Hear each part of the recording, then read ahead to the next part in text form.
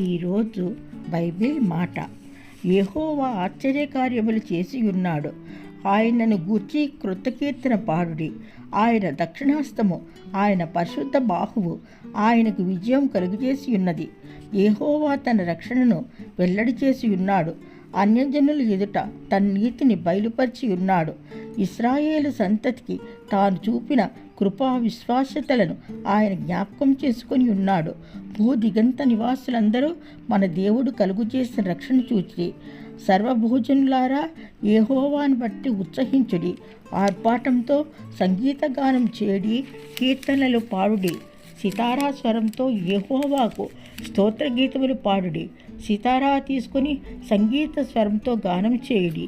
బూరలతోనూ కొమ్ముల నాదంతోనూ రాజైన యెహోవా సన్నిధిని సంతోషధ్వని చేయుడి. సముద్రమును దాని సంపూర్ణతయు ఘోషించును గాక, లోకమును దాని నివాసులను కేకలు వేయుదురుగాక. కొండలు కూడి ఉత్సాహధ్వని చేయునుగాక, ఆయన సన్నిధిని నదులు చప్పట్లు కొట్టునుగాక. భూమికి తీర్పు తీర్చుటకై, నీతిని బట్టి లోకమునకు తీర్పు తీర్చుటకై, న్యాయం బట్టి జనములకు తీర్పు తీర్చుటకై యెహోవా వేంచేసి ఉన్నాడు.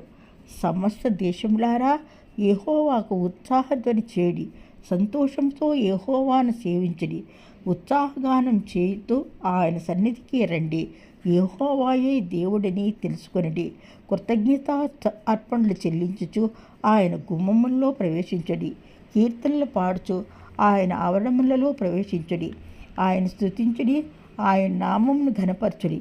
ఆయన యెహోవా దయాళుడు, ఆయన కృప నిత్యముండును, ఆయన సత్యం తరతరములు ఉండును. ఆమెన్.